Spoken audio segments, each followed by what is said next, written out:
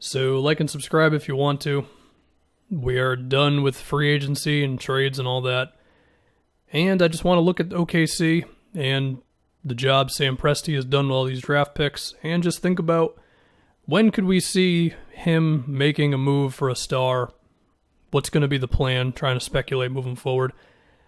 So you think about some of the guys who could be on the market right now. Bradley Beal.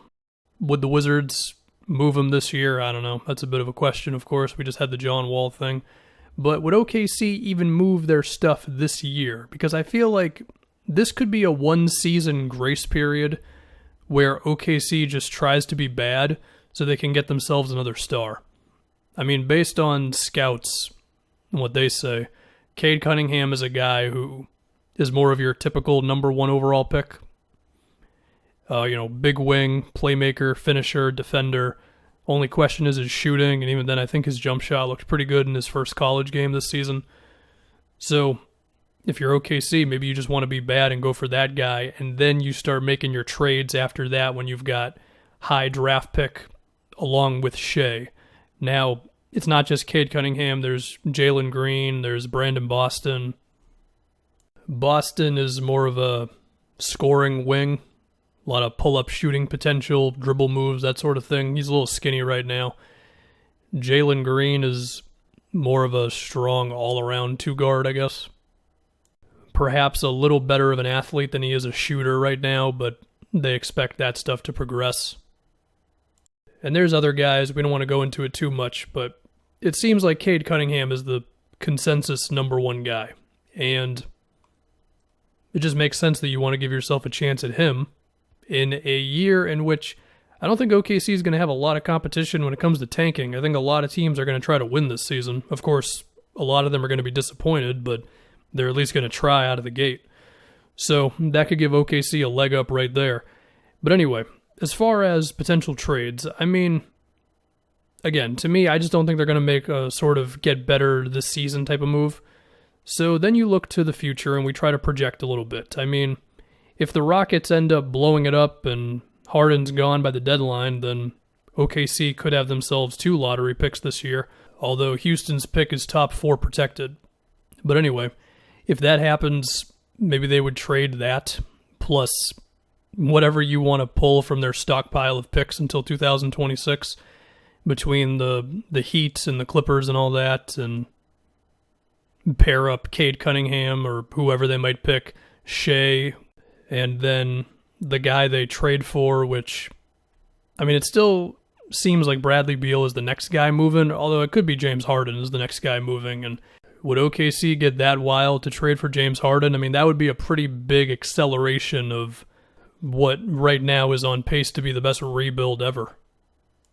I think the first domino that's got to fall here that's going to determine how OKC plays it, maybe it's Houston, but it could also be just what happens with the Clippers this year, because if the Clippers encounter the disaster scenario, which is Kawhi and PG are out, then the Thunder could be looking at very high picks from 2022 till, I believe, 2026, because it's all pick swaps or whatever else, you know? And at that point, OKC could really do whatever they want. I mean, any player who becomes available at that point, they can acquire. But even if the Clippers end up still being good after this year and Kawhi and PG stay and whatever else happens, the Thunder still have so much frickin' ammo. And I mean, who's to say that Shea can't be the main trade piece in a move? I mean, if they end up selecting Cade Cunningham and they think that he's the superstar that can really lead them, and then they could trade Shea and however many picks you want to put together for some superstar who wants out. I mean, when was the last offseason we didn't have a star come out of nowhere and say they wanted out, or changing teams and finding out later they wanted out? It's just going to happen. It's just a matter of picking who it's going to be. I mean, I know everybody's got their eyes on Philly, and people have their opinions of this. They want the Sixers to trade Ben or Joel. It's pretty clear the Sixers are going to give those two at least one more postseason to figure it out. As far as what figuring it out means, I don't know.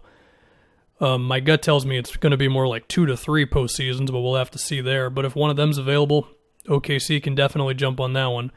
apologies to T-Wolves fans, but if there's a world in which Karl-Anthony Towns wants out, OKC can definitely make a move for him, especially if Shea continues to grow as a player. I mean, what if 2 years from now, or 3 years or whatever, OKC is Cade Cunningham and Karl-Anthony Towns as the main two dudes with a whole bunch of picks still to come?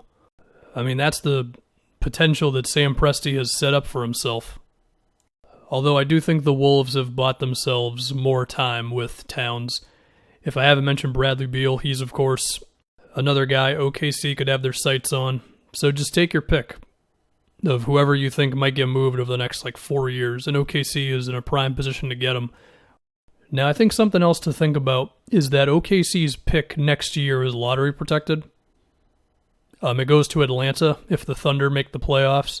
They do also have the Clippers pick, and if the Clippers end up being a disaster and everybody's gone, then, well, that pick could end up being their ticket to another high pick in 2022 besides their own pick. But anyway, the point being is there might be a world in which they tank again in 2022, which can be a little dicey because at that point, that would be probably 2 years in a row of Shea not being on a winning team after making the playoffs 2 straight years. And I mean, I know the front office would love to just tank until 2045, but your players are not going to be okay with that eventually. So we'd have to see how OKC would manage that one. But Imani Bates, who is the consensus number one guy for the 2022 draft, is supposed to be the real franchise-changing draft pick in the near future. And perhaps OKC would just tank again to go for him. And then after they've got him and Shea and the guy they pick this year, then perhaps then they can start really trying to get better and going for the playoffs and all that. But again, because of the Clippers pick, they can go for Imani Bates or whoever in the 2022 draft while still being good themselves if the Clippers fall apart. I would say that it's also possible for OKC to trade for the first pick in any given season if they really want it, but I have to assume that if some bad team has a chance of picking Cade Cunningham or Imani Bates 2 years from now, they're not going to trade anything for that. And the crazy thing is basically everything I'm saying kind of extends all the way until 2027. It's like every year the Thunder just have way too many draft picks. I saw a tweet that was kind of funny where it was like, if the rest of the league decided to just never trade for any of OKC's picks, then the Thunder would actually be forced to just release their draft picks year after year. That would be kind of funny. That would be the league's way of getting back at Sam Presti. So yeah, man, they're set up insanely well for the future. And the way that they paired up KD and Westbrook and Harden, they're in a position to do it again, and I'm assuming they're going to be bad this year. Go for a pick, and then we'll see what they do moving forward. What is OKC's actual starting five this season? I think it's actually not as horrible as you might think. I believe it's George Hill, Shea, Trevor Ariza, James Johnson, if he's on the Thunder. I can't get confirmation on that. There's conflicting things. And then it's Horford at center. I mean, I know they want to be bad, but there's a world in which, defensively at least, they're actually pretty good. And I think they're still going to have Lou Dort coming off the bench, so that would be kind of awkward if OKC wants to be bad and then their top 6 or 7 guys make them the 9th best defense in the league or something. As far as other young dudes, they've got Baisley, they've got Pokashevsky, the kid they drafted in this previous one, and he's like a 7-foot guard pretty much. It's a pretty big swing. We'll see if he ends up being a guy. So yeah, OKC's in a good spot, and we'll just see what stars they get over the next decade. They're definitely going to get a few with all these picks, so yeah, that's it.